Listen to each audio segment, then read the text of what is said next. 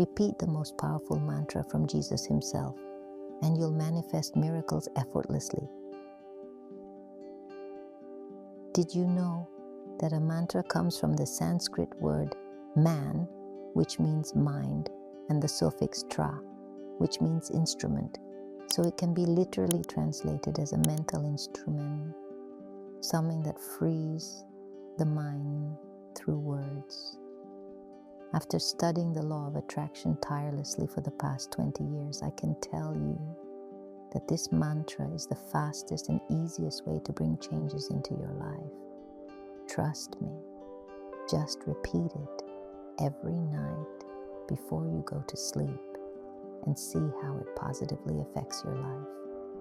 I want to explain its power so you understand the real strength of this mantra. When you use it, you'll feel empowered to attract what you want. Many people always tell me, get to the point, and they want me to just say things right away. But what they don't realize is that as someone who informs, I have a responsibility to give you not just the phrase or the trick, but also the manual on how to use it and why. So if you're someone who wants everything quickly and complains that nothing works in your life, there's TikTok or Shorts for that. Here we came to learn, and we learned well. Now, this mantra works for anything you want in your life: money, love, health, and more. It also works for specific things like a house, a car, and any other desires you may have. If you're an entrepreneur, I suggest you use this mantra right before you start working each day. If you want to attract a romantic relationship or improve the one you already have, saying this small mantra when you think of him or her will make everything better. And if you're facing health challenges and want to improve your health, this small mantra will restore your well-being, I assure you. Now, this isn't just some new age thing. Jesus himself said, "Those who have will be given more, and those who do not have, even what they have, will be taken away." And this idea isn't just in Christianity. In the Quran, in Abraham 14:7, it says, "Remember that your Lord claimed, 'If you're grateful, I will give you more. But if you're ungrateful, surely my punishment is severe.'" These are two of the oldest spiritual texts saying the same thing. When you are grateful, you get more. And when you aren't, even what you have is taken away. Bob Proctor, may he rest in peace, used to say something similar. That gratitude is the door to abundance. That phrase stuck with me the first time I heard it, and several of my videos on manifestation techniques involve this thinking, complaining. On the other hand, complaining is like a wall of poverty. It's funny how when we complain and focus on what we don't have, we always seem to find more bad things and attract more of what we don't want. You can't get more of what you want by focusing on what you lack. I'll repeat it. You can't get more of what you want by focusing on what you lack.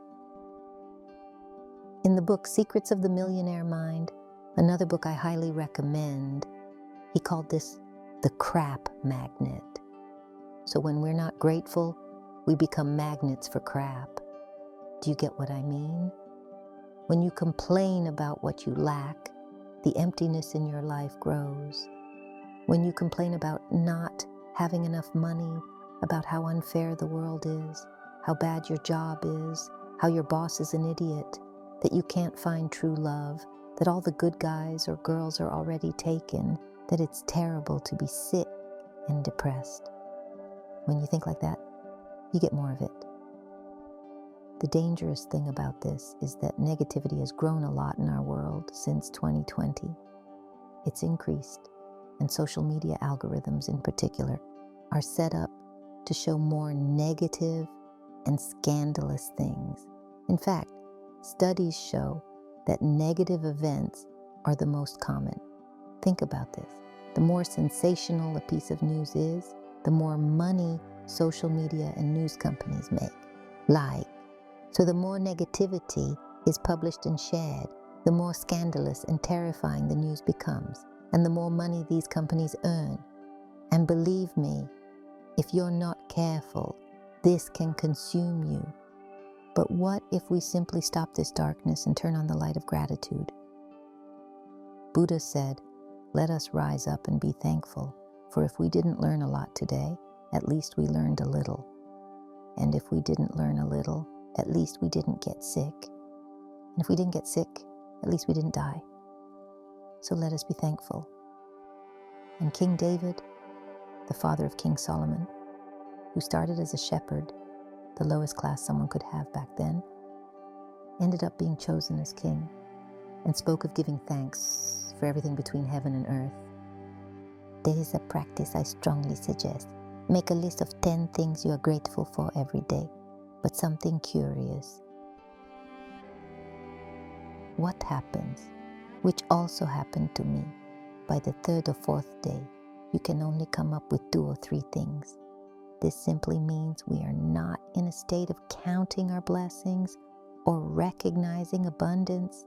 This is serious and very revealing, because remember the phrase I told you a while ago?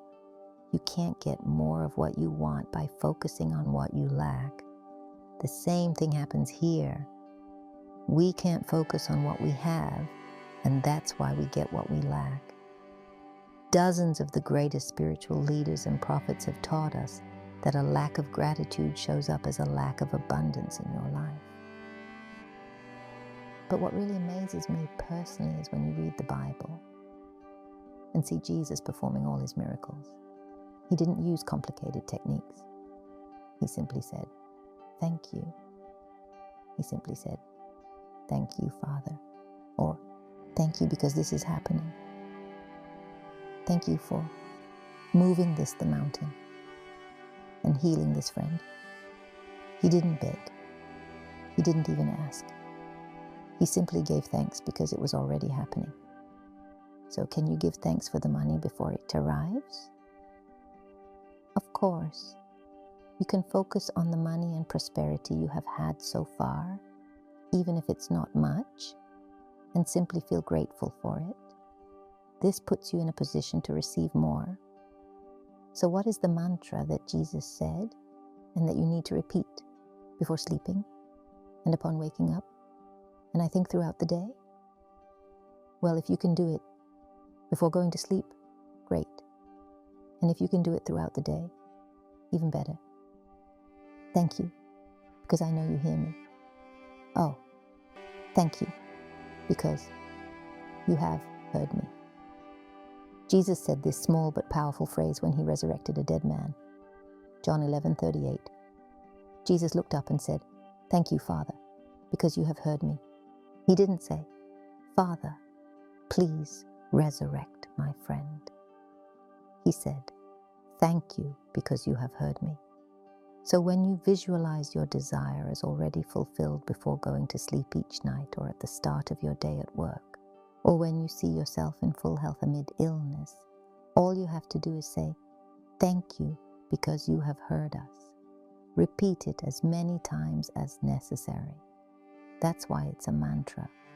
You'll notice a feeling of empowerment, of strength, of wanting to do things. Once you start feeling that drive, begin visualizing specific miracles, the miracles you want to manifest, whether it's a house, a car, health, relationships, or financial success. This is what all the great spiritual masters did to move the mountains in their lives and start performing miracles. They didn't wait to perform a miracle. They didn't believe that maybe someday they could. They didn't even ask for the miracle. They thanked God as if the miracle had already happened. And that is exactly what you will do. If you enjoyed this video, make sure to like, subscribe, activate the notification bell, and leave me a comment saying, "Thank you for hearing us."